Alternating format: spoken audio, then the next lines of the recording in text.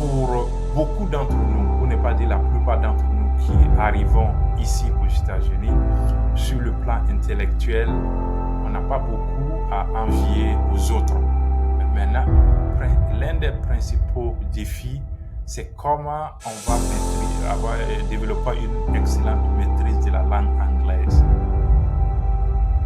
En quoi est-ce qu'on peut exploiter les arts en général et le cinéma en particulier pour vraiment impulser le développement pour l'Afrique? Quand on parle de développement, c'est quel modèle de développement? Je pense que pour moi, c'est la question principale qu'on doit se poser.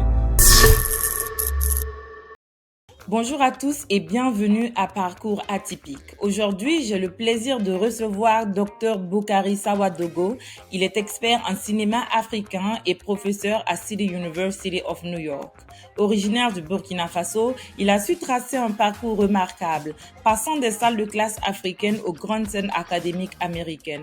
À travers son travail sur le cinéma et la diaspora, il explore l'impact de l'art sur l'identité, la politique et le développement. Dans cet épisode, on parle de son histoire, de ses débuts aux États-Unis, des défis qu'il a surmontés et de ses idées pour le développement de l'Afrique grâce aux arts. Bonjour, Dr Sawadogo, merci de nous rejoindre. Bonjour, merci de l'invitation. Le plaisir est pour moi d'être là et de partager mon expérience. Alors, j'ai l'habitude de commencer toujours par le début. J'ai envie de savoir à quoi ressemble votre enfance, quel est l'univers dans lequel vous avez grandi au Burkina Faso et est-ce que il y a des moments forts de votre enfance qui ont façonné la personne que vous êtes aujourd'hui? Je dirais un peu oui, parce que bon, on va commencer par le début pour dire que je suis né à Abidjan, à Djamé, si on veut, à la maternité de 220 logements. Et comme il est de tradition pour la plupart des enfants nés de parents immigrés en Côte d'Ivoire, d'envoyer les enfants au Burkina auprès des grands-parents pour leur éducation. Cela a été mon cas. Donc très tôt, je pense qu'à l'âge de 4 ans, 4 ans, 5 ans, j'étais envoyé au Burkina, précisément dans le village de Tuya, qui est à une quinzaine de kilomètres de la ville de Wayouguia, auprès de mes grands-parents paternels. C'est là où j'ai fait ma petite enfance et c'est là où aussi mon grand-père, qui était un tirailleur, qui a fait la guerre comme soldat de l'armée coloniale française. C'est lui vraiment qui, moi, si je suis là où je suis aujourd'hui sur le plan intellectuel, sur le plan parcours professionnel, c'est à lui que moi je dois tout. Pour anecdote, je me rappelle bien que pour la classe de CP1, on nous cousait nos sacs en cotonnade traditionnelle et premier jour de classe aussi, on nous mettait à mettre des balais pour aller. Et je me rappelle que moi, chaque fois le matin, il a fallu que mon grand-père me pourchasse avec un fouet et chaque fois on faisait le tour. Il y avait une grande mosquée devant notre porte. On faisait le tour de la mosquée chaque matin et pour que moi j'aille à l'école. Et il a fait ça pendant des mois pour que moi je puisse réellement, prendre le goût du chemin de l'école. Et je me rappelle très bien que quand j'avais eu le BPC, j'étais reparti en Côte d'Ivoire passer les vacances à côté de mes parents biologiques. Quand je suis revenu, je suis passé au village et il se rappelait de ça et puis il me dit que, non, écoute, si c'était à faire aujourd'hui et que c'était moi qui m'opposais à ce que tu poursuives les études, je suis sûr que non, tu allais vraiment me marcher dessus, quoi. En fait, c'est Donc lui. finalement, c'était formateur de revenir au Burkina auprès des grands-parents.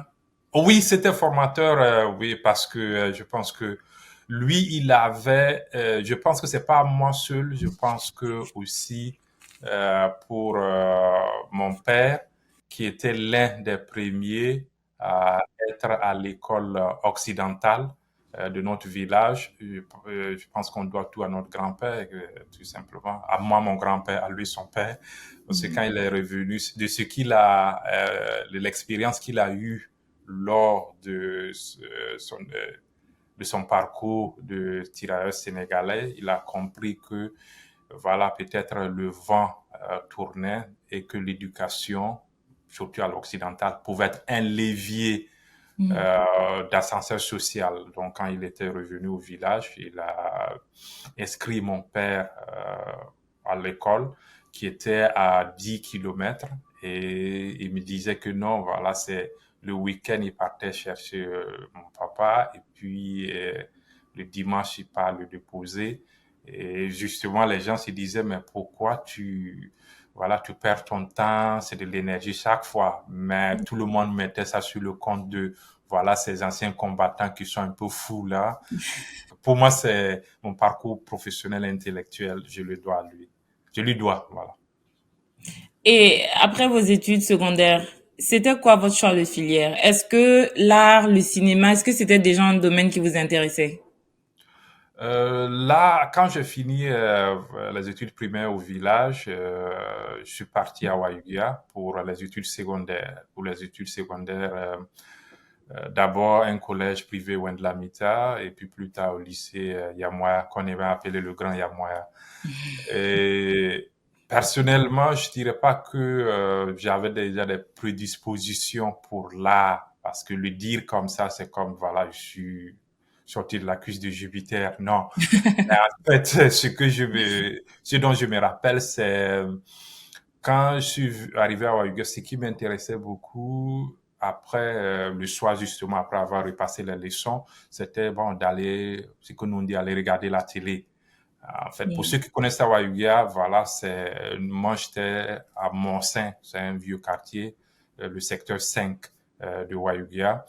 Et de là où j'étais, je peux t'assurer que dans un rayon d'1 kilomètre, peut-être Il y qu'on avait une seule avait télé. une ou deux télé, voilà, noir-blanc et télé en couleur, je pense que c'est un seul coin.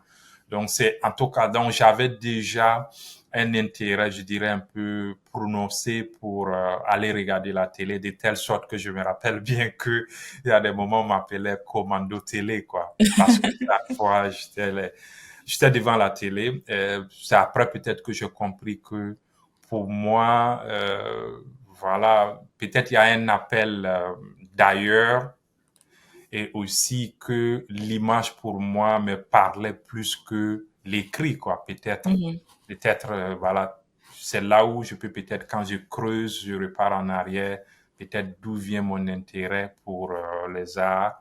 Et puis bon, quand on arrive justement, on a le bac, on arrive à Ouagadougou, capitale du cinéma du FESPACO. Donc, Mhm. chaque 2 ans, bon, on baigne dans cette atmosphère-là et ça nourrit notre subconscient. À quoi ressemblaient vos études universitaires au Burkina? Au Burkina, j'ai fait anglais, je dirais dire à la surprise générale parce que tout le monde m'attendait à ce que je fasse allemand. Humblement, j'étais très bien en allemand. Mais ce qui s'est passé, c'est peut-être tout simplement le destin. Parce Mhm. que je pense qu'on demandait en ce temps les orientations 3 choix. Donc j'avais mis allemand en premier, deuxième anglais et puis troisième histoire. Et voilà, les orientations anglais sorties, j'étais orienté en anglais. Et puis allemand, ça fait 2 semaines, ça sortait pas. Et puis bon, le début de cours était déjà là. Donc j'ai commencé à prendre les cours en anglais.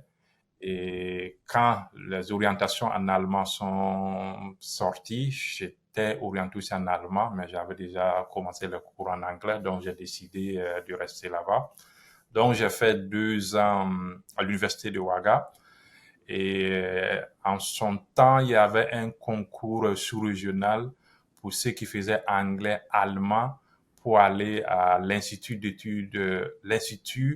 des langues étrangères appliquées à l'Université de Cheikh Anta Diop de Dakar. Donc, c'était un concours sous-régional. Il y avait les Ivoiriens, les Togolais, les Mhm. Béninois, les Sénégalais, les Burkinabés. Chaque année, on recrutait 25 euh, pour les 5 pays et j'ai passé ce concours-là, j'ai eu ce concours. Bon, j'ai été admis à ce concours. Donc, c'est comme ça que je suis allé faire la licence et la maîtrise à l'Université Cheikh Anta Diop de Dakar. Qu'est-ce qui vous a motivé à prendre cette trajectoire? À l'époque, c'était quoi votre choix de carrière? Après les études, vous vouliez être prof d'anglais? Après mes études, franchement, pour moi, c'était simplement, voilà, le choix était porté sur ce qui me passionnait, mais Mhm. moins sur une projection de carrière. Donc pour moi, voilà, et je me disais, bon, si je finis anglais en ce temps, bon, voilà, c'est l'enseignement. Et puis, quand j'arrivais, il y avait aussi la traduction interprétariat que Mhm. l'université avait déjà mis en place. Et je me disais peut-être, bon, pourquoi pas ne pas faire ça.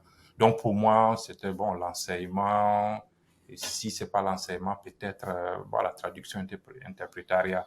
Donc, Mhm. c'était là simplement, quoi. Mais, j'ai pas dit. Donc, c'est pour dire que le choix, c'était plus basé sur, voilà, ce qui me passionnait, mais moins sur qu'est-ce que j'allais embrasser comme carrière avec les études que j'allais entreprendre. Ok.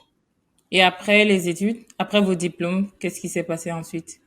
Après quand je suis revenu de Dakar avec une maîtrise, ça n'a pas été facile parce que comme on dit, bon, on passait les concours, je passais le concours, bon, je pas été admis Tous et les concours où il y avait un concours spécifique qui vous attirait, qui vous intéressait? je pense que il y avait la douane, mais ça c'est sous pression. Bon, j'ai pas dit sous pression, mais t'es un peu Les sous. titillé. Oui, bon, c'est là où voilà. Euh, Après, je pense que administrateur civil, je pense que j'ai passé ce concours aussi. Euh, et puis bon, comme voilà, je n'arrivais pas à être admis à un concours, voilà, directement de mon retour. Voilà, Mhm. je me suis lancé dans des petits boulots. Donc, j'ai travaillé comme formateur, professeur d'anglais dans un centre de formation qui formait les travailleurs voilà, en anglais professionnel. Et Mhm. aussi, je travaille aussi à mon propre compte comme interprète de conférences et aussi comme guide touristique. Je me rappelle que j'ai fait un peu le tour du Burkina avec des Américains, avec des Allemands, là où on faisait au moins 14, 15 jours, voilà, à faire le tour du Burkina, quoi. Mhm. Et pendant que voilà, je faisais ça, parallèlement aussi, je continuais à envoyer des demandes d'inscription voilà, dans des universités américaines et aussi voilà, je déposais mes dossiers pour le concours. C'est comme ça que j'ai été voilà, admis au concours des conseillers des affaires étrangères. Donc j'ai été la première promotion de l'IDRI, l'Institut diplomatique et des relations internationales. Et je pense qu'il a un temps changé de nom. Mhm. Et, euh, et pendant que je finissais là-bas, la formation professionnelle, des demandes que j'ai envoyées, j'avais eu deux admissions.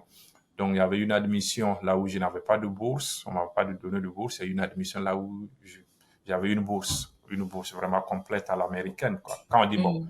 là où tout est payé, tout, quoi. Et donc, je finis la formation de conseiller des affaires étrangères et j'ai aussi cette admission, cette inscription avec une bourse, là où je paye rien pour continuer mes études, le master. Et moi, je savais que après le master, j'ai continué avec le PhD. Donc, Mhm. c'est comme ça que voilà, je suis venu aux États-Unis. Donc, vous avez été admis au concours et en même temps, vous avez été aussi admis à l'université aux États-Unis. Pourquoi vous avez choisi de venir aux États-Unis plutôt que de commencer une carrière en tant que diplomate, Diplomate. vu que vous avez, voilà. En fait, Pour un jeune honnêtement, au Burkina, je me dis quand même qu'on se dit, ah, enfin, j'ai du boulot, je serai bien placé, je vais mieux survenir à mes besoins et tout ça. Mais vous décidez de laisser ça pour mhm. continuer vos études. Est-ce que vous vous êtes dit d'office que vous allez avoir de meilleures opportunités après vos études aux États-Unis? Est-ce que vous aviez anticipé d'immigrer, de vous implanter aux États-Unis ou le but c'était de terminer vos études et de repartir au Burkina? Et si c'est le cas, est-ce que ce n'était pas un risque de laisser son travail? Non, là, je peux dire que c'était pas sûr que si je devais refaire le même choix aujourd'hui. En fait, cette prise de risque, en fait, c'est un risque que j'ai pris parce que j'ai fini la formation du Conseil des affaires étrangères et ce qui restait, c'était l'intégration. Donc, c'est laisser la carrière de diplomate pour aller, en d'autres mots, recommencer à zéro, pour Mhm. repartir à l'école sans aucune garantie, sans Yeah. aucune garantie que voilà, les études allaient déboucher sur quelque chose et que j'allais pouvoir en faire une carrière dans un domaine bien spécifique. Donc, Mhm. oui, donc c'était vraiment. Mais moi, en fait, pour moi, c'est l'expérience un peu quand je suis revenu de Dakar avec la maîtrise. Ça m'a pris du temps vraiment à m'insérer professionnellement. Ça m'a un peu peut-être marqué et je me disais que peut-être la maîtrise en elle seule n'est pas compétitive. Mhm. Voilà, je le dis voilà, de manière honnête. Bon, on revient avec une maîtrise voilà, de Dakar. Bon, je dis, bon, écoute, on est dans un pays là où peut-être peut-être 1% de la population, ou bien Mhm. 2% maximum, bon, qui ont des diplômes universitaires, mais qu'est-ce qui fait que je n'arrive pas voilà, à avoir euh, un travail? Mais comme je l'ai dit, c'est vrai que bon, en ce temps, c'était voilà, quand on dit travail, on voit uniquement la fonction publique. Mhm. Mais heureusement que voilà, j'ai rapidement intégré que voilà, c'est pas uniquement la fonction publique qui fait voilà qui doit employer tout le monde, raison pour laquelle bon, j'avais déjà commencé à faire quelque chose parallèlement. Donc pour moi, je me disais bon, pour être peut-être un peu plus compétitif, il va falloir peut-être aller jusqu'au doctorat. Mhm. Là, je pourrais être peut-être compétitif sur le plan national et international. Franchement, c'est un peu le raisonnement. C'est Mhm. vrai que bon, on parlait de oui, c'est voilà, tu vas là en Amérique, aux États-Unis, oui, mais comment on appelle la réalité que il y a des Américains qui sont là, qui triment. Mhm. Donc, c'est pas être américain en lui-même n'est pas une garantie de succès dans la vie ou bien dans ce qu'on Absolument. veut, quoi. Selon vous, qu'est-ce qui a été la force de votre dossier pour être sélectionné pour cette bourse-là, bourse full ride comme on le dit ici? Je suis sûre qu'il y a des gens qui sont actuellement en Afrique et qui ne savent pas qu'ils ont des opportunités de ce genre-là. Qu'est-ce qui a fait que votre dossier était remarquable au point d'être retenu? Oui, moi, en fait, mais quand je parle de bourse, en fait, bon, le nom, c'est tout simplement Graduate Assistantship. Okay. Graduate Assistantship. Et pour l'expliquer, dans le système américain, il y a cette aide financière là où l'université ou le département tout simplement te recrute. Graduate Assistantship, ça peut être sous la forme de Teaching Assistantship ou bien Research Assistantship. Si c'est la forme de Teaching Assistantship, ça veut dire que le département te donne un ou deux cours que tu enseignes aux undergraduates. Undergraduates, c'est les étudiants de première année jusqu'en quatrième année. Mhm. Et dans mon cas, on m'avait demandé d'enseigner des cours de français, 2 cours de français chaque semestre, des cours de langue, voilà, chaque semestre, pendant que moi, je prenais mes propres cours. Mhm. Donc, en fait, c'est un peu une dualité qui, voilà, peut-être qui est un peu spécifique au système nord-américain, là où, bon, voilà, tu es étudiant, mais en même temps aussi tu es professeur. Et ça prend en charge, l'université prend en charge toute ta scolarité. Aussi, on te donne une assurance maladie étudiant et Mhm. aussi un pécule à la fin de chaque mois. Je dis à la fin de chaque mois. Bon, certaines universités payent chaque 2 semestres, chaque 2 semaines. Mais pour nous, c'était chaque mois. Donc, c'est ce qui m'a permis de voilà, effectuer mes études du master jusqu'au doctorat sans voilà, être dans des dettes, quoi.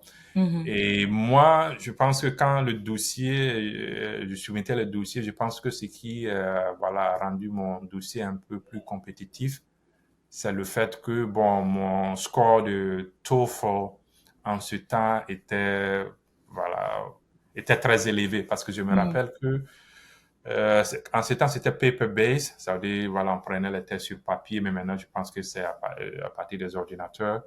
Et paper-based, je pense que c'était 639, non? Ou bien 650. Et moi, j'avais eu 619 ou quelque chose comme ça. Je pense que ça a été décisif, oui. Mhm.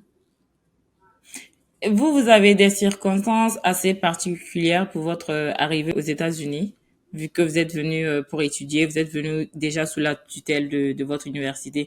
Est-ce qu'il faut alors dire que vos premiers pas aux États-Unis se sont faits sans difficulté?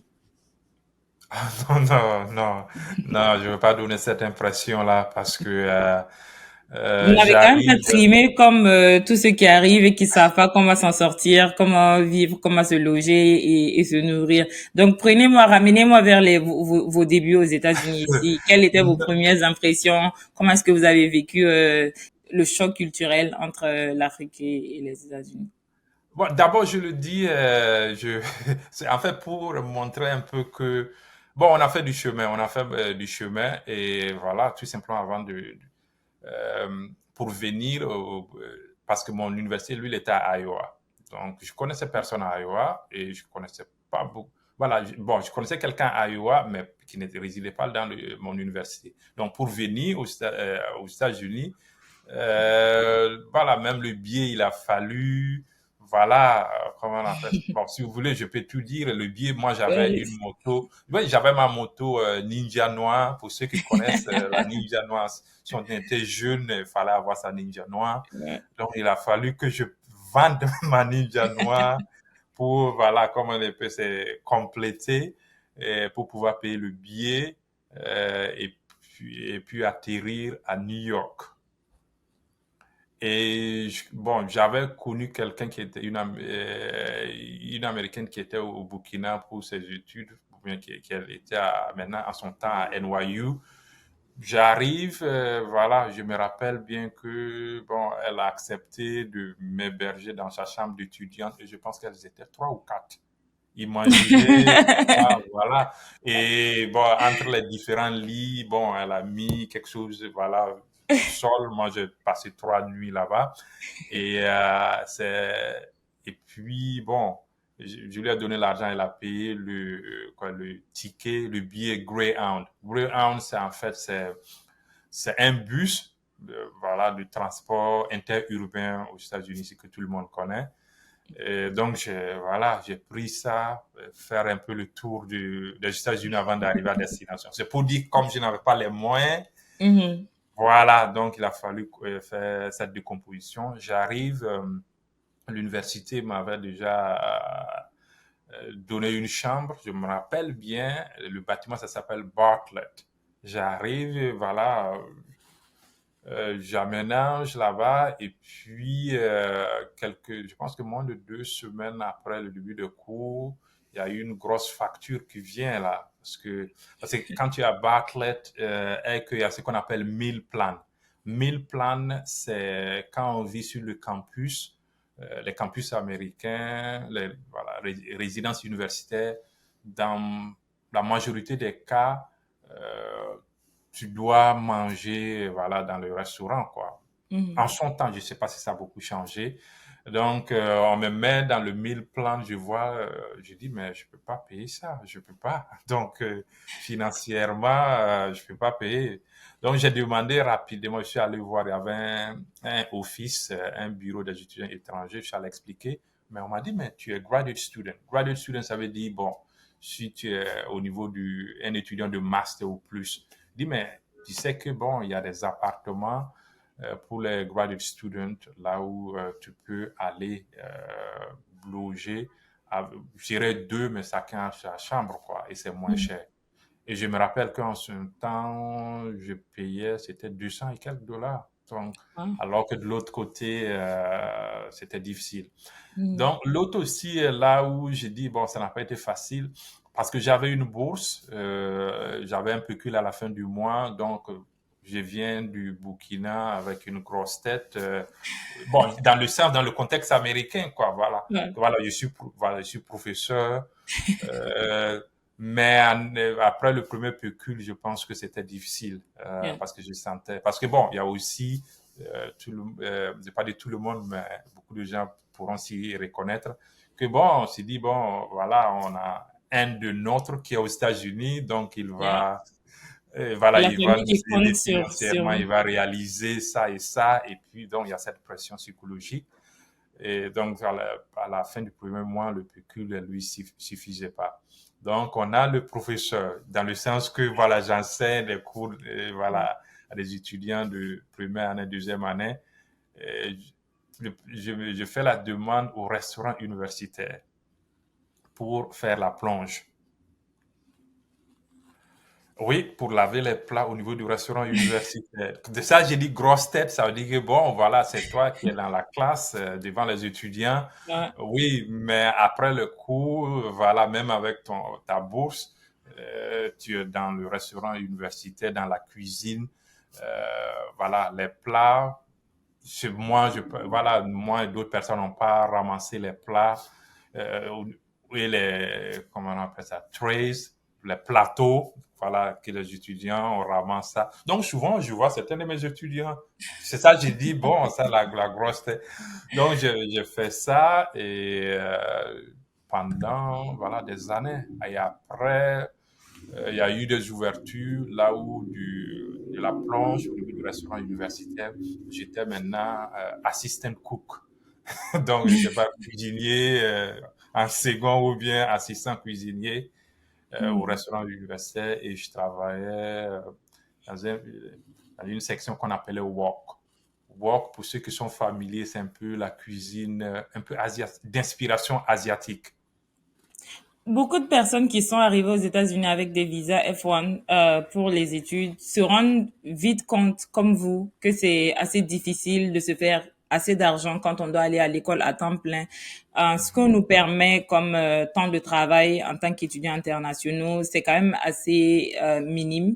Donc, quand on regarde le niveau de vie, quand on regarde la famille qu'on a laissée derrière, qui compte peut-être sur nous, beaucoup décident, heureusement ou malheureusement, de mettre les études en pause, de chercher de l'argent, comme on le dit, de se chercher, et puis le reste, on verra après.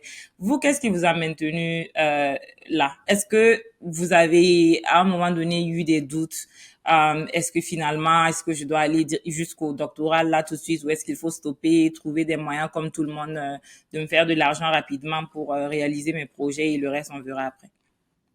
Non, moi je pense que ce qui m'a maintenu, peut-être, voilà, mon début, j'ai commencé à Iowa pour le master. Donc c'est pas comme si j'étais dans un environnement là où, bon, il y avait une grosse communauté burkinabé ou bien africaine en dehors de, voilà, de mes camarades étudiants. Donc j'étais focalisé sur les études, et même quand je suis allé pour le doctorat en Louisiane. Mais je dois avouer que bon, ce qui m'a un peu aidé, et je pense que bon, j'avais un peu de dévancier dans le système, dévancier burkinabé dans le système universitaire américain qui finissaient leur doctorat ou bien qui ont tout juste fini et qui avaient commencé à enseigner dans d'autres universités. Hmm.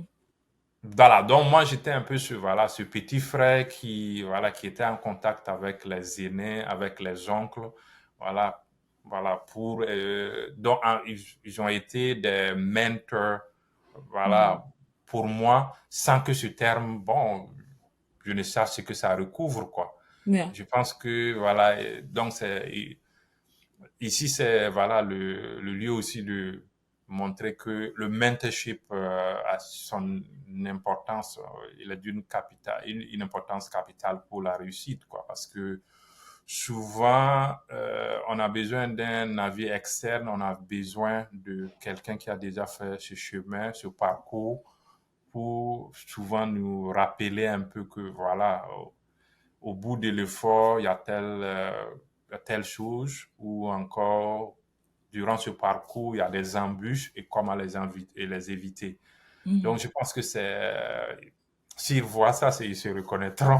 Voilà, voilà. Et en plus de ça, je suis en train de finir quelque chose, un livre qui parle de mon propre parcours dans l'université américaine, Mhm. là où de ce que j'ai appris, il y a le mentorship, mais de plus en plus aussi, c'est que moi, je fais advocate, ce que vraiment, bon, je défends, c'est en plus de mentorship, il faut sponsorship.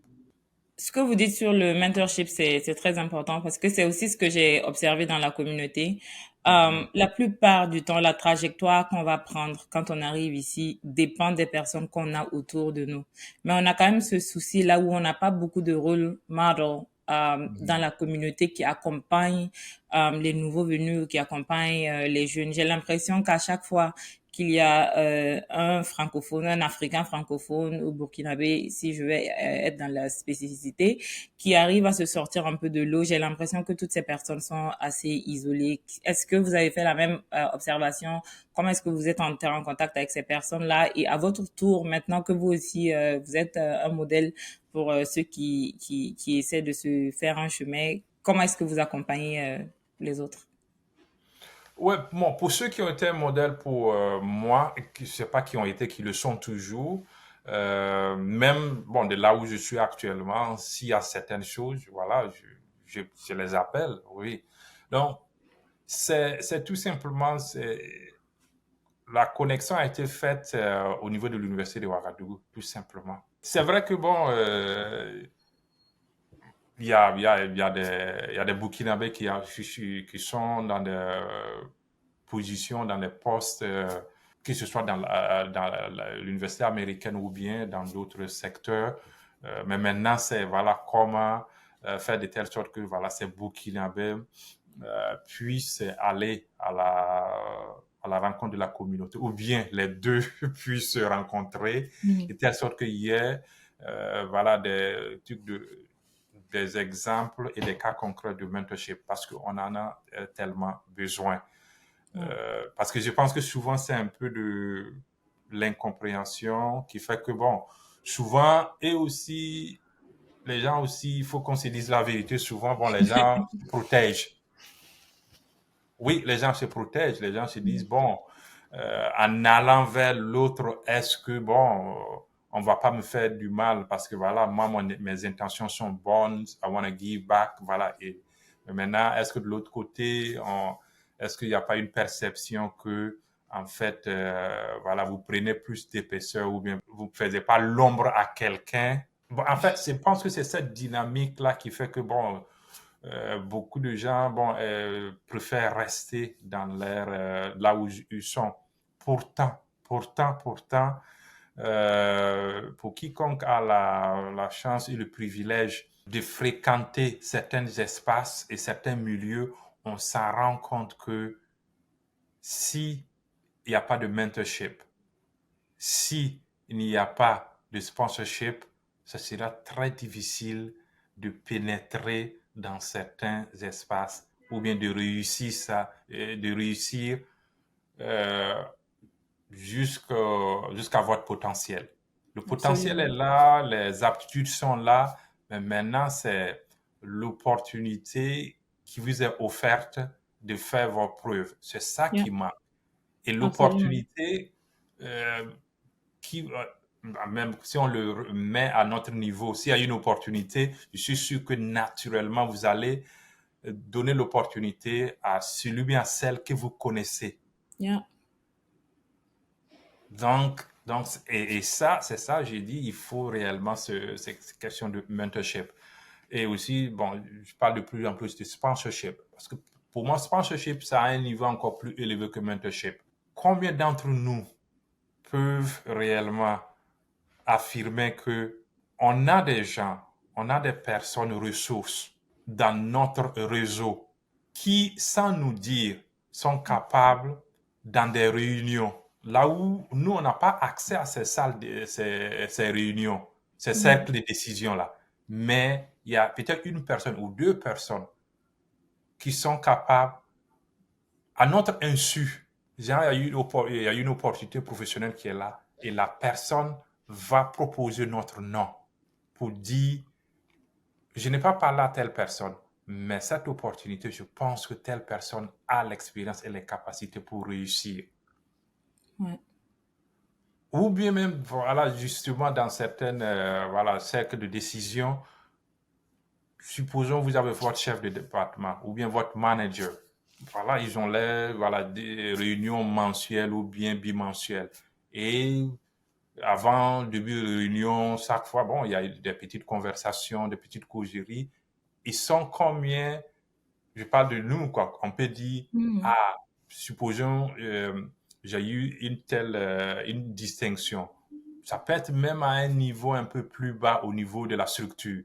Et votre manager ou bien votre supérieur hiérarchique va parler de ça ou bien même glisser un mot à ses collègues.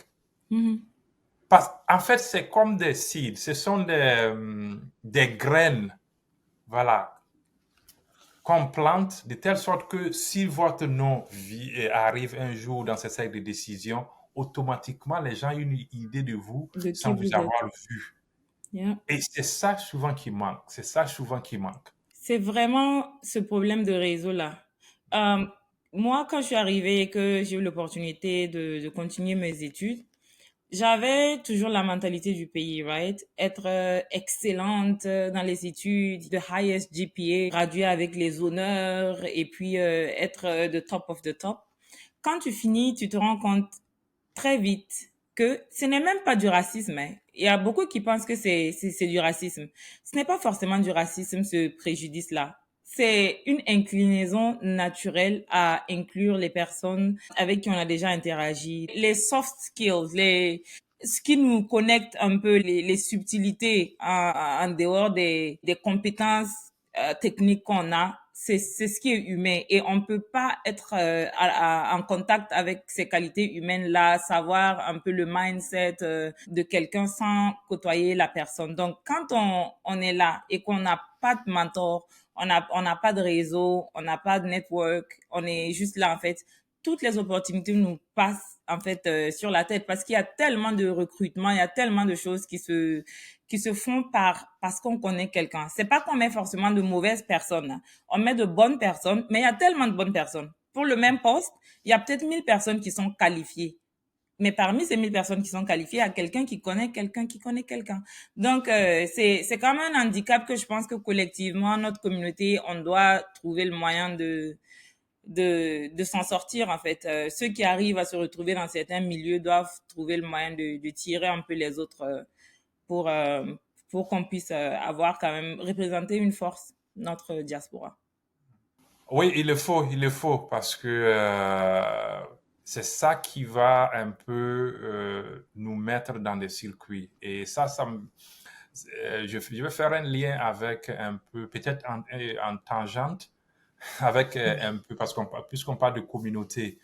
Et, et moi, je l'ai déjà dit, je pense, il y a quelques années, j'étais invité par une association de Burkinabé ici à leur lancement et j'avais justement fait cet exposé-là pour montrer là où on est sur le plan organisationnel. Je parle de la diaspora burkinabé africaine. Et là Mhm. où, voilà, quels sont les next steps, les prochaines étapes. Parce que, voilà, il y a les pionniers, les dévanciers. Et puis, bon, il y a ceux qui sont venus après. Et ce qu'on a comme structure, je peux dire un peu comme institution, c'est les associations. Les associations sur la base nationale, c'est pas ethnique ou bien régionale. En fait, c'est ce qu'on a comme cadre.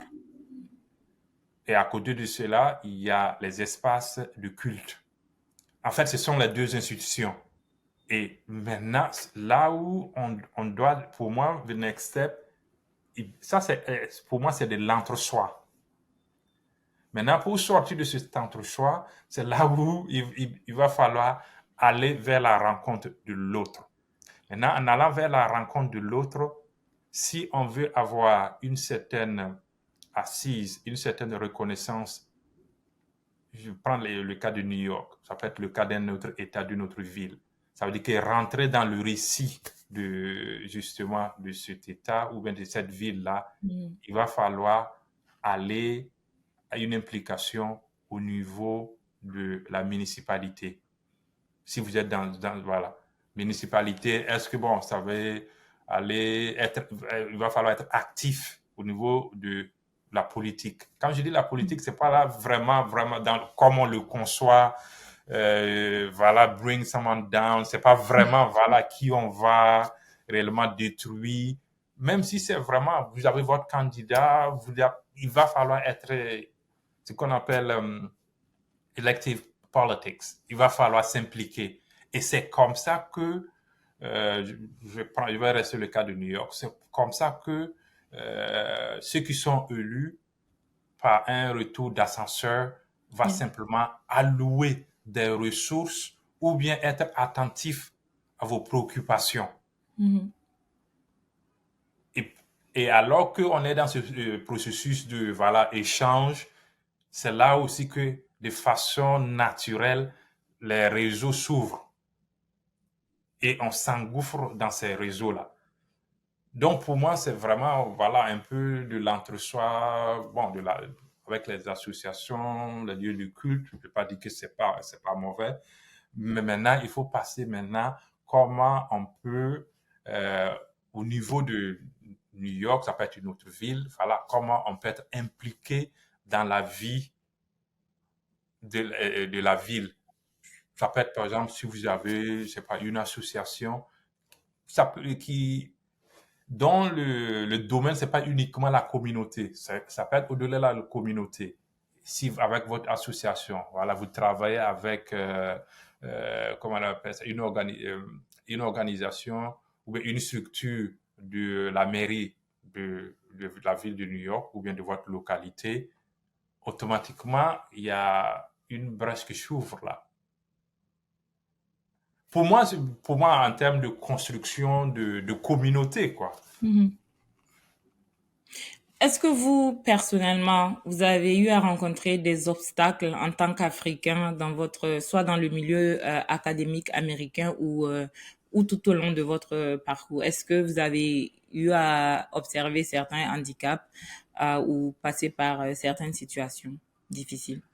Je dirais, en fait, c'est des défis, des défis. Le premier s'est imposé à moi dès ma première année, en fait, de master, qui est la maîtrise de la langue anglaise. Mhm. C'est aussi basique que cela, mais elle a son pesant d'or. Parce que, je l'ai dit, je vais donner un cas concret. Quand je finis ma première année, donc avant le début de la deuxième année, parce que le début de la deuxième année, moi je voulais faire relations internationales en sciences politiques. Parce que au niveau quand c'était un peu la suite logique que je voulais poursuivre quand j'avais fini ma formation en diplomatie. Parce que Mhm. moi, je m'étais spécialisé en politique internationale puis géostratégie. Donc, pour moi, c'était, voilà, je finissais et relations internationales dans le système académique américain, c'est sous la coupe de sciences politiques. Donc voilà, bon, j'écris ma lettre, en fait, tout le dossier, tout. Euh, L'anglais n'était pas trop ça, hein. Donc, je me rappelle très bien de la dame, je peux donner même le nom de l'université, parce que je me rappelle très bien de la dame, la lettre de rejet. Mais la dame a été détaillée, quoi. Elle a dit, bon, très bien, en tout cas, merci de voilà, ton intérêt, mais on ne pourra pas te prendre dans notre programme pour le doctorat cette année. Et elle dit, parce que quand moi je faisais, parce que quand on faisait diplomatie, il y avait trois sections. Il y a économie internationale, politique internationale et puis droit international. Et moi, j'étais dans politique internationale. Politique internationale, moi, j'étais major quand je finis. Et puis la dame a dit, ah, en tout cas, voilà, je vois tes notes, voilà, relevé que bon, you are top of your class, but simply now this will not work. Et puis bon, elle a ajouté aussi bon, si peut aussi travailler l'anglais et puis voilà, revenir voilà, l'année prochaine, quoi. Hmm. Bon, moi, je peux pas. En fait, bon, c'est ce qui. Et moi, ce que j'ai fait, ma dernière année, je suis allé audit, ça veut dire suivre un cours de relations internationales sur mon campus. Et j'ai vu que dans cette classe, je survolais la classe en termes de connaissances, mais Hmm. je ne peux pas en anglais S'exprimer académique, correctement. Ouais. voilà, en anglais académique, m'exprimer correctement. C'est frustrant, c'est rageant que tu vois. Donc, moi, ce que ça m'a enseigné, par exemple, pour laquelle j'ai dit défi, c'est que moi, ça m'a enseigné très tôt pour beaucoup d'entre nous, pour ne pas dire la plupart d'entre nous qui arrivons ici aux États-Unis, sur le plan intellectuel, on n'a pas beaucoup à envier aux autres. Mais Yeah. maintenant, l'un des principaux défis, c'est comment on va développer une excellente maîtrise de la langue anglaise. Donc, très tôt, je vais dire, bon, à ma deuxième année, c'est ce à quoi j'étais confronté et j'ai, de façon délibérée, de développer une excellente maîtrise de la langue anglaise, surtout académique, que ce soit à l'écrit ou au parler. Ça, c'est un. Deuxièmement, quand je commençais, j'ai eu mon premier poste au Vermont avant d'arriver à New York. Bon, quand on parle de cinéma africain, voilà, il y en a quelque peu, mais quand il arrive au moment de la promotion, vous êtes à tel niveau, vous devez passer à tel niveau, l'université va constituer votre dossier. Au niveau de votre département, ça arrive au niveau de la faculté, au niveau du département, on va envoyer ça à des évaluateurs externes. Dans la plupart des cas, beaucoup, on ne connaît pas le cinéma africain. Hmm. Dans le sens qu'il n'y a pas d'experts. Donc, je vais un peu généraliser ça pour qu'on comprenne. Ça veut dire, dans l'université américaine, souvent, nos domaines de spécialité n'ont pas beaucoup d'experts qui puissent voilà, évaluer ton dossier, en tout cas Sa juste valeur. à sa valeur. Donc, c'est ça, c'est un défi. Donc, on se retrouve à faire un peu de la didactique, quoi. Hmm. Ça veut dire, ce qu'on a écrit, on est obligé de réexpliquer quelle est l'importance même. En fait, tu te trouves à expliquer quelle est ton importance même dans l'université. Yeah. Ça doit Oui, être frustrant. oui, en quoi, voilà, en quoi ton travail, voilà, contribue quelque chose à l'université, mais plus important, comme les Américains aiment le dire, en quoi ça essaie de pousser les limites des savoirs. Ça prend du temps d'arriver, de se travailler, de se hisser à un niveau là où on n'a pas constamment à expliquer, voilà, qu'est-ce que, qu'est-ce que le cinéma africain? Ben, les gens te disent que non, ils ne connaissent pas le cinéma africain. Est-ce que tu peux leur recommander un seul film qu'ils pourront regarder? Donc, en fait, c'est ça un peu. Peut-être moi, mon cas, comme je suis dans le domaine des arts et voilà, je me focalise sur le cinéma africain, peut-être c'est ça peut-être c'est particulier.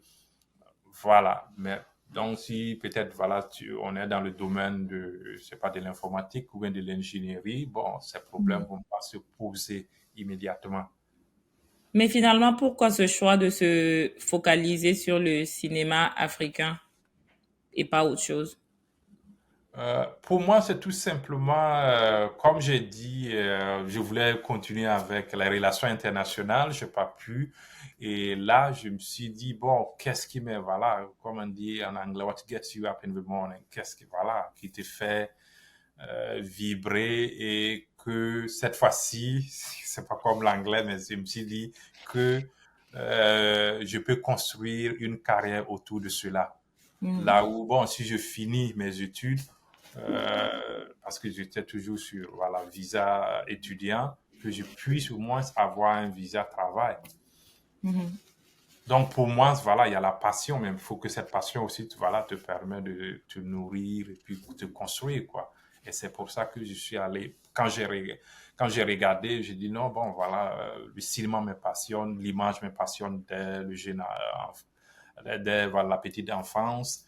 Et aussi, bon, au niveau du cinéma, il y a cinéma africain, il y en a, bon, avant que voilà, je commence à enseigner, je connaissais déjà des Africains qui travaillaient dans le domaine, mais j'ai vu que voilà, au moins je peux, euh, c'est une niche là où je peux me construire. Ouais. Parce que je pense que ce soit le cinéma ou bien d'une manière générale, ou n'importe quelle carrière qu'on embrasse ou on voudrait embrasser, une des premières questions, voilà, c'est qu'est-ce que j'apporte de plus-value, quoi, ou Mhm. voilà, qu'est-ce que je pense que je peux ajouter, construire. Parce que si c'est pour faire ce que les gens font déjà, je pense qu'avant que vous ne rejoigniez les rangs, bon, le monde est déjà à 4 ans, Ouais. 5 ans en avance par rapport à vous. Parlant du cinéma, je peux dire que vous êtes quand même un activiste. Vous prêchez l'importance du cinéma africain pour la révalorisation de nos identités, mais aussi pour propulser le développement, le progrès et tout ça. Concrètement, en quoi est-ce qu'on peut exploiter les arts en général et le cinéma en particulier pour vraiment impulser le développement pour l'Afrique? C'est là, je pense que ce débat, je l'ai beaucoup eu avec voilà, des amis parce que j'ai dit le développement, quand on parle de développement, en fait, c'est quel modèle de développement? Je pense que c'est là, pour moi, c'est la question principale on doit se poser. C'est quel modèle de développement parlons? Parce que jusqu'à présent, quand on parle de développement, c'est le modèle calqué sur le modèle occidental. Et quand on parle du modèle occidental, bon, c'est capitaliste, automatiquement, bon, on a un peu tous ces taux de développement de ces différents taux et on parle d'infrastructures modernes. Enfin, vient encore la question de modernité. Quelle modernité parle-t-on? Donc, pour moi, c'est ça. Donc, quand on parle de développement, avant de se développer, il faut se connaître qui on est. Et qui on est, notre identité, je pense que une fois qu'on a cet ancrage-là, ça nous permet d'aller à la rencontre du monde et puis de réussir. Quand je dis réussir, bon, développement. Et on peut le retrouver dans le cinéma, en fait, qui nous raconte qui on est, qui nous, voilà, nous présente ce miroir, notre reflet. Parce que je pense pas qu'on a puisse avoir des développements sans culture. Mhm. Même si, faut le dire, peut-être je vais me faire tirer les oreilles, même s'il faut le dire que quand on prend le budget des pays africains, et là, je suis pas sûr qu'ils sont 10 ceux dont le budget de la culture dépasse 2 à 3%. Non, Budget national. je, il va même pas 10. Alors, je vois pas comment on peut se développer sans, voilà, se connaître et puis se valoriser, nous, nos propres cultures, qui on est. Mhm.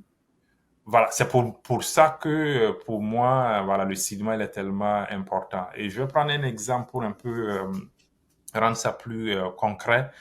Euh, Quand Black Panther est sorti, tout le monde a découvert que, voilà, un univers fascinant. L'Afrique, en fait, peut être Yeah.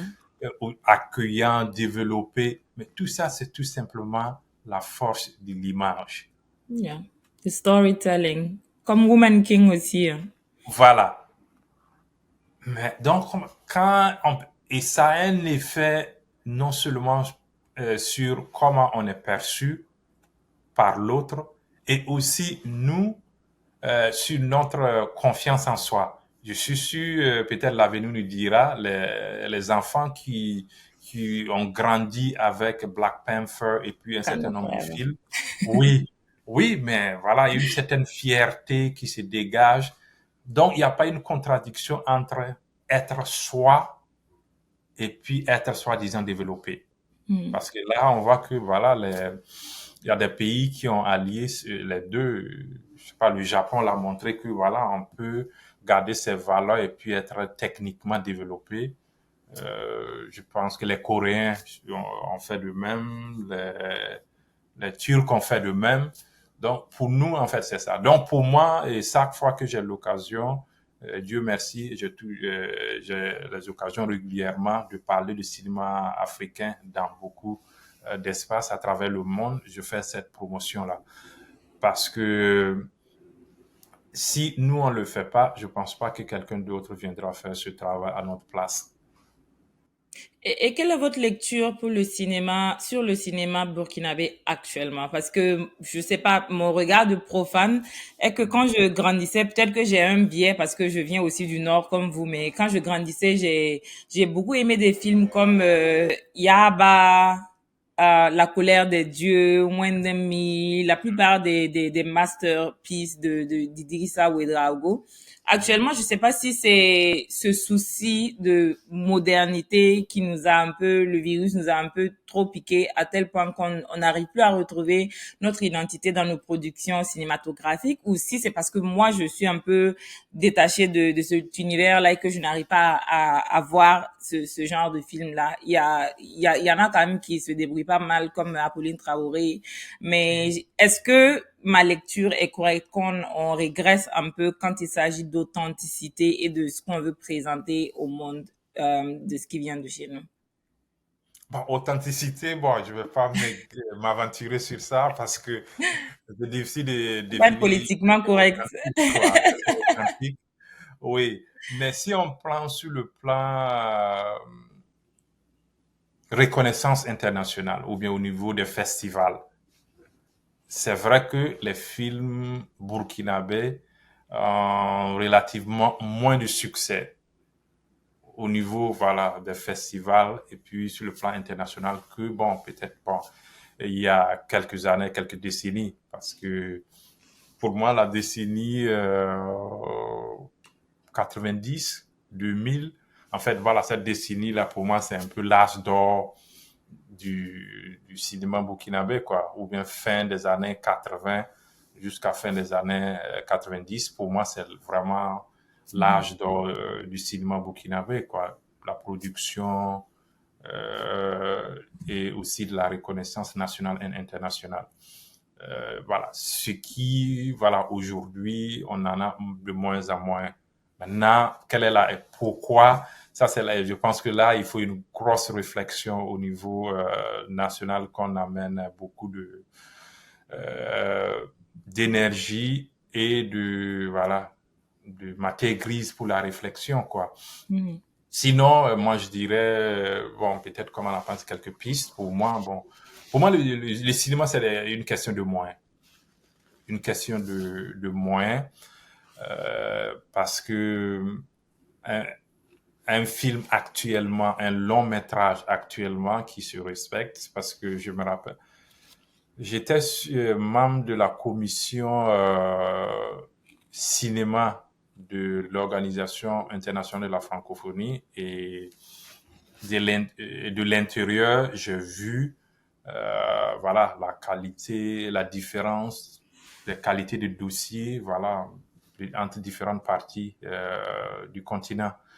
Donc Mhm. c'est pour et quand on regarde le budget, comme voilà un budget d'un film, un bon long métrage, voilà on parle rapidement entre 3 et peut-être 5 000 euros, millions d'euros quoi. Donc en CFA rapidement on est voilà dans les questions de milliards. Yeah. Donc maintenant, question de milliards, où est-ce qu'on... Bon, maintenant vient la question de la mobilisation. Est-ce que c'est l'État qui va, voilà, mettre, je sais pas, 10 milliards pour 2 ou 3 films chaque année ou bien chaque 2 ans, ou bien ce sont les cinéastes qui doivent, voilà, développer des initiatives pour aller chercher les fonds ailleurs. Ce qui est sur la question de voilà le cinéma, le bon cinéma. Je dis bien le bon cinéma. C'est quoi le bon cinéma? Bon, le bon cinéma, parce que bon, le bon cinéma, c'est celui-là où il y a une bonne écriture. Et ça aussi, c'est l'un des problèmes. Et je suis sûr que peut-être on va me tirer les oreilles. Mais it's good. Voilà, on est entre nous en famille. Donc, oui, parce qu'il faut dire aussi qu'il y a la question de l'écriture. Quand le film n'est pas bien écrit, bon, comment on appelle, c'est comme une chaîne, quoi. Mm. Les acteurs, bon, pour pas jouer plus que ce qu'on les a donné. Yeah. L'histoire qu'on voit aussi, quand j'ai pas d'écriture, bon, si on a déjà vu un film là où, bon, à la fin du film, on sent qu'il n'y a pas d'émotion ou bien, Yeah. déjà, nous, on prévoit tout, c'est que c'est pas bien écrit. Il y a beaucoup de ces films-là actuellement. Je pense que, je sais pas si c'est low budget ou c'est juste des amateurs, mais Voilà, donc il y a cette question d'écriture. Je pense que pour la question d'écriture, bon, c'est le fait que en termes de technologie, presque tout le monde peut être cinéaste aujourd'hui. hmm. En fait, bon, je peux pas dire cinéaste, parce que tout le monde peut faire, voilà, une production audiovisuelle et puis, voilà, réclamer le titre de cinéaste. Parce que être cinéaste, ça, c'est point d'interrogation. Parce que le film, c'est, voilà. Donc, il y a ça. Donc, il y a la question de, cette question. Et la troisième, c'est que on a besoin de bons producteurs. Bon, quoi, pas de bons, on a besoin de producteurs d'abord. Parce que bon, tout le monde voit quand on voit cinéma, on voit, voilà, celui ou bien celle qui est derrière la caméra, la réalisatrice. Mais avant il faut un bon producteur. Si on n'a pas de bons producteurs, et pour moi, c'est voilà, ce qui manque, l'une des professions qui manque beaucoup au cinéma africain, quoi.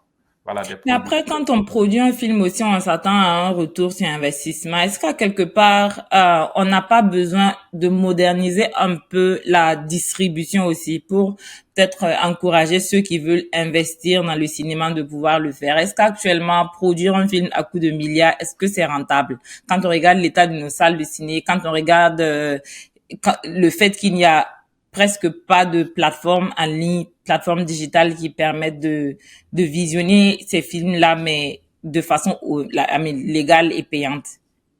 Mais ça c'est, comme j'ai dit, ça c'est tout l'écosystème, quoi. Raison pour laquelle au début je disais, voilà, amener beaucoup d'énergie et puis de matière grise pour la réflexion. Parce qu'il y a, au niveau de la production, au niveau au niveau du financement, au niveau de la production, au niveau de la Mhm. distribution. Ça, il y a beaucoup de réflexions à mener. Mais pour revenir à la question de la distribution, la question de la distribution, elle est voilà centrale parce que de nos jours, c'est pas dans les salles réellement que je vais dire, c'est pas la billetterie au niveau de des salles, bon là où on va rentabiliser les films. Mhm.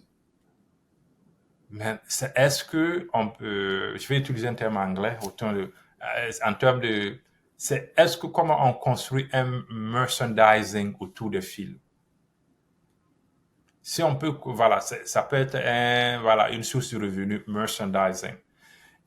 Et aussi, est-ce que on peut essayer de capitaliser sur l'intérêt que certaines plateformes portent actuellement au Mhm. continent africain?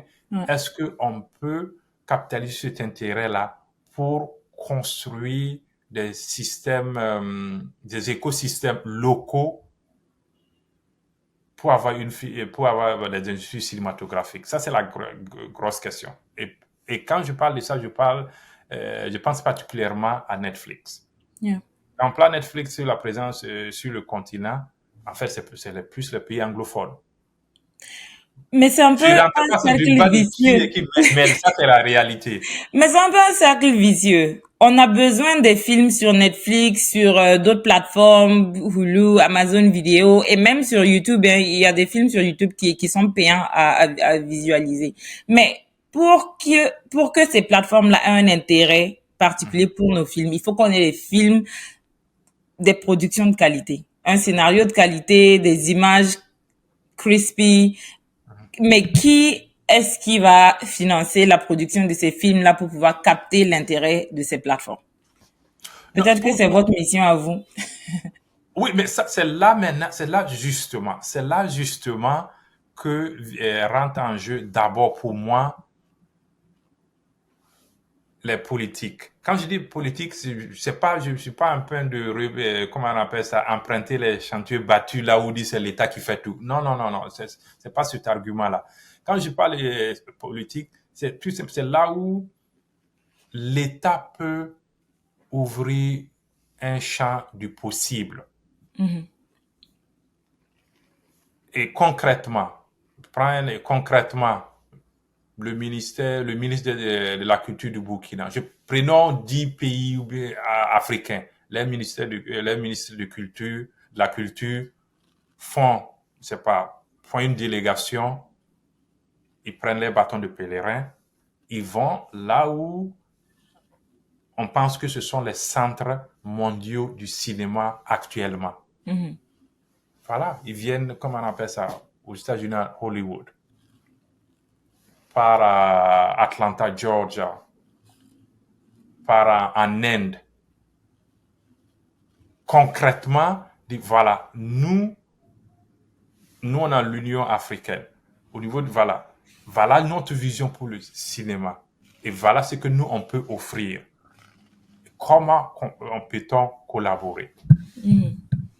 Donc, il y aura un cadre de collaboration et une fois que ça s'est établi, je pense que maintenant, au niveau national ou bien individuellement au niveau des cinéastes, ils peuvent le faire.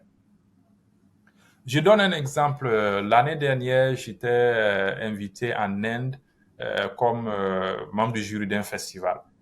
Et en ce moment, l'Inde avait lancé, il y avait en ce moment quelques mois, un système de coproduction, là où on rembourse jusqu'à presque 40 ou bien 60% de coproduction, de coût de coproduction. En d'autres termes, supposons, voilà, et vous voulez, le budget de votre film, c'est 1 million de dollars. Au lieu de 1 million de dollars, en fait, vous allez, si vous dépensez, on va vous rembourser 600 000.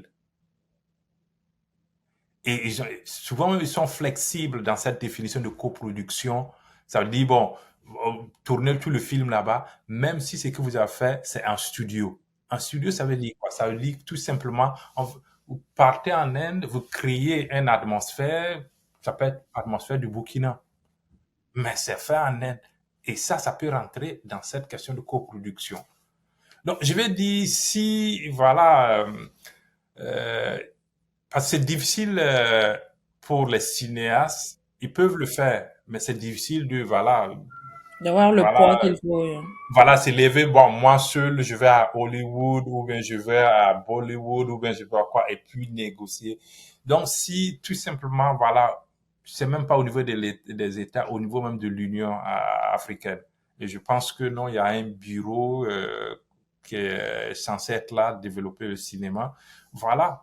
Et voilà, ce bureau avec euh, des ministres de la culture des pays, de certains pays, font une délégation. Pour moi, c'est tout simplement, voilà, ils négocient un accord cadre. Et puis maintenant, comment opérationnaliser ça, on laisse ça aux professionnels. Est-ce que vous avez entrepris des démarches auprès de nos autorités dans ce sens-là Pour, pour créer le lien entre bon, en fait, notre comment on appelle ça? ministère de la Culture et ces entités-là à Hollywood? C'est votre mission ce soir. En fait, bon, je peux donner un exemple concret. Comme je dis encore, bon, au risque de me faire tirer les oreilles. Donc, oui, bon, en fait, bon, je sais que depuis, est-ce que ça vaut 8 ans maintenant, hein? Ça vaut 8 ans ou 9 ans. Je sais qu'en tout cas, j'ai déposé un dossier au ministère de la Culture et j'ai poursuivi ça en vain pour euh, organiser ou bien aider à organiser, voilà, un FESPACO à New York. En fait, comment on appelle ça? C'est tout juste après le FESPACO, l'édition du FESPACO, on fait une sélection de films et voilà, on, on l'organise à New York ici. Parce que New York, quand on parle des États-Unis, le capteur du cinéma, c'est LA et puis New York. Je parle, voilà, c'est vrai qu'il y a Atlanta, mais New York, c'est la porte d'entrée aux États-Unis. On peut pas imaginer, voilà, euh, comment on appelle ça, FESPACO, sans au moins quelque chose d'officiel, Mm. voilà, à New York ou bien à Los Angeles. Pas Mm. une seule fois, je peux dire pas une seule fois pendant, c'est plus de 60 ans. En tout cas, j'ai déposé un dossier, bon, voilà, pour montrer comment c'est viable. Et c'est pas comme, voilà, je cherche à voilà, faire des petits sous. Non, en fait, comment on appelle ça, c'est, j'ai poursuivi.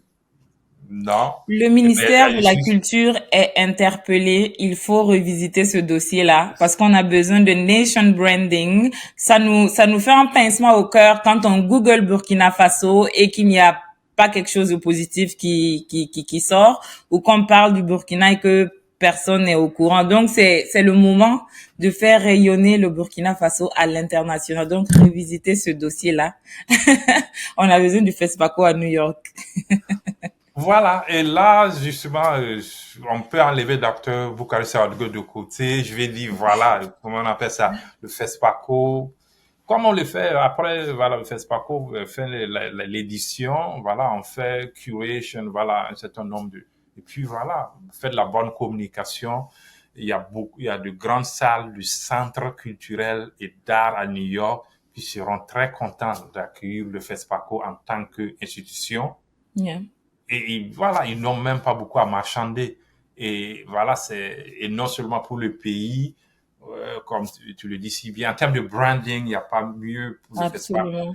En Et fait, bon, ça ouvre vraiment la porte à plusieurs autres collaborations. Il y a tellement d'instituts ici, d'art, de cinéma, de théâtre et machin. Ça peut ouvrir la porte à beaucoup de collaborations, même des bourses à permettre à des artistes de venir se produire ici et tout ça. Tout ça, c'est les choses qui arrivent quand on crée cette émulation-là. Mais quand on reste un peu en retrait, la dernière fois, on était ensemble pour lever le drapeau du Burkina à Manhattan. Merci pour votre représentation, d'ailleurs, pour ce jour-là. C'était bien que tous ces passants-là nous voient dans mhm. nos tenues burkinabé, écouter la musique burkinabé, s'arrêter, poser des questions. Et ça, c'est vraiment une petite échelle. Donc, imaginez un festival de l'envergure du FESPACO ici à New York et avec les contacts qui vont se créer avec les officiels de la ville, ça sera magique en fait. Oui, parce que voilà, ça peut être un tremplin pour beaucoup, parce que comme traditionnellement la cérémonie d'ouverture, on a la musique, en fait, on peut ajouter, ça veut dire les autres, voilà, les autres formes artistiques au niveau de, voilà, cérémonie d'ouverture. Je parle que si on organise, voilà, une édition du FESPACO à New York, voilà, cérémonie d'ouverture, de clôture, on peut avoir une agrégation d'autres formes artistiques qui vont voilà, permettre au Burkina de rayonner culturellement, diplomatiquement encore plus. Parce que quoi qu'on le dise, en tout cas, si on est à l'extérieur ou on a la chance de voyager, je pense que quand on est Burkina, c'est Thomas Sankara et puis Fespaco. C'est les deux choses qui Absolument, viennent en tête. Pourquoi absolument. ne pas vraiment voilà, capitaliser là-dessus, quoi. On a largement dépassé l'heure, mais Ok. je ne veux pas terminer sans parler de vos projets, le festival à Harlem, les livres que vous avez publiés. Parlez-nous un peu de ce qui vous a motivé et comment tout ça se passe. Et est-ce qu'il y a d'autres projets en ligne de mire ou est-ce que vous faites des choses pour le Burkina actuellement? Ce que je fais, oui, il y a le festival on a eu la troisième édition il y a quelques mois. En fait, il y a 6 semaines de cela, qui est le festival. En fait, c'est le premier festival africain qui est dédié. C'est même pas africain, le premier festival aux États-Unis qui est dédié exclusivement au cinéma d'animation aux États-Unis ici. Ce qui m'a motivé, c'est tout simplement en 2017, j'étais au Burkina en train de faire des recherches sur un de mes livres et j'ai eu à rencontrer les cinéastes qui m'ont parlé d'animation, je n'y connaissais pas. Donc, j'ai décidé de consacrer un chapitre à l'animation africaine Et à partir de là, j'ai vu que beaucoup de gens, en fait, ce livre, c'est le African Film Studies and an Introduction, qui a sa deuxième édition, et c'est le premier manuel d'enseignement et d'apprentissage du cinéma africain, en tout cas dans le monde. Donc, Wow. pour moi, c'est à partir de là, et ce que j'ai vu est que ça va permettre de porter l'animation sur une plateforme que jusqu'à présent, elle n'est pas à ce niveau. Rapidement, le premier film d'animation qui a été produit en Afrique, c'est en 1915, en Afrique du Sud. Donc, fast forward, plus de 100 ans après, qui connaît l'animation, mais ou bien on a tendance à tout simplement l'associer à un médium pour les enfants. Mhm. Donc voilà, ben, cette année, c'est que j'ai comme innovation, il y a eu des comptes live. Donc pour Inch'Allah, l'année prochaine, il y a d'autres innovations qu'on compte ajouter. Et donc pour moi, l'ambition, c'est tout simplement créer ce lien entre les cinémas africains et les cinémas d'ici, voilà, autour de l'animation. Et chaque année, on ajoute un peu de l'innovation pour élargir un peu, pour toucher plus de public et de formes artistiques autres que le cinéma. Et en ce qui concerne les livres, effectivement, il y a les livres que j'ai écrits, 5 livres, oui, 5 livres. Et il y a les livres sur le genre, de la comédie, bon, il y a aussi sur les manuels d'enseignement. Et aussi le dernier livre qui est Les Africains à Harlem, une histoire méconnue de New York, sur la Mhm. présence historique et l'influence des immigrés africains à New York à travers l'exemple de Harlem. Mhm. Et, et actuellement, comme je dis, je suis en train de travailler sur 2 ouvrages. Et, et voilà, donc je pense que c'est là où je suis voilà, actuellement. Et c'est vrai que bon, il y a d'autres initiatives que j'ai développées, comme le African Harlem Walking Tour. Je sais pas quelle est la traduction, la bonne traduction en français. Ils Une vont se visite débrouiller. guidée. Voilà, une visite guidée de l'Afrique à Harlem. L'Afrique à Harlem. Je peux dire que c'est quelque chose qui a, voilà, qui a suscité un engouement. Il y a des universités, il y a par exemple, bon, l'Académie militaire West Point, ils m'ont envoyé des étudiants, des universités qui m'envoient des étudiants régulièrement. Et je pense que, bon, au-delà de ça, ça a un impact que il y a une grande firme américaine qui a intéressé. J'espère qu'on va pas me le récupérer. Bon, on verra. En fait, c'est pour dire que voilà, on travaille et puis on essaie de. Pour moi, c'est comment est-ce que on peut faire partie, on peut inscrire notre histoire et notre récit ici. Et aussi, ce qui existe déjà, comment on peut le revaloriser, comment on peut le valoriser. Oui. Et je vais finir par ça en disant que beaucoup d'entre nous ne sont pas au courant de Harlem, Harlem African Burial Ground, qui est le cimetière des premiers esclaves africains qui ont été amenés ici à New York. Mhm. Et c'est à Harlem, ici. Ils sont enterrés au milieu des années 1600 et quelques. Et dans la communauté afro-américaine, avant le Covid, il y avait déjà voilà, pris des initiatives pour construire euh, un centre éducatif, tout. Mais en fait, nous, quand je dis nous, soit on n'est pas au courant, on n'est pas beaucoup impliqué. Donc, je parlais un peu de, c'est pas uniquement valoriser ce que je fais, c'est pas nous aujourd'hui, les immigrés qui sont arrivés, mais aussi nos ancêtres qui nous ont précédés. Mhm. Et voilà, parce que si on connaît l'histoire de New York, en fait, l'histoire de New York, elle est intimement liée aux Noirs. En tout cas, merci beaucoup pour tout ce que vous faites pour faire rayonner non pas seulement le cinéma, mais la culture burkinabé ici à New York et au-delà à travers ce que vous faites. On suit vos activités et c'est vraiment une fierté pour nous. Et on vous souhaite beaucoup de courage et bon vent pour les projets sur lesquels vous travaillez actuellement. Merci d'avoir pris le temps de discuter avec nous, de partager votre histoire. Est-ce que vous avez un dernier mot pour ceux qui nous écoutent, qu'ils soient ici aux États-Unis, qu'ils cherchent à se construire un chemin comme vous, ou qu'ils soient encore au pays et qu'ils ils veulent s'inspirer de ce que vous avez vécu pour améliorer leur situation? Bon, si pour nos frères et sœurs qui sont ici, moi je dirais tout simplement, euh, le parcours, voilà, il est costaud, quoi. C'est pour dire, voilà, se battre, mais en fait, je vais dire, en anglais on dit, don't work hard, but work smart. Yeah. En fait, ça veut dire oui, oui, le travail en lui, oui, il faut qu'on se batte, mais le travail, il ne faut pas qu'on oublie que c'est en fait, c'est en se créant des réseaux que le travail peut être bonifié ou bien des occasions professionnelles peuvent s'ouvrir à nous.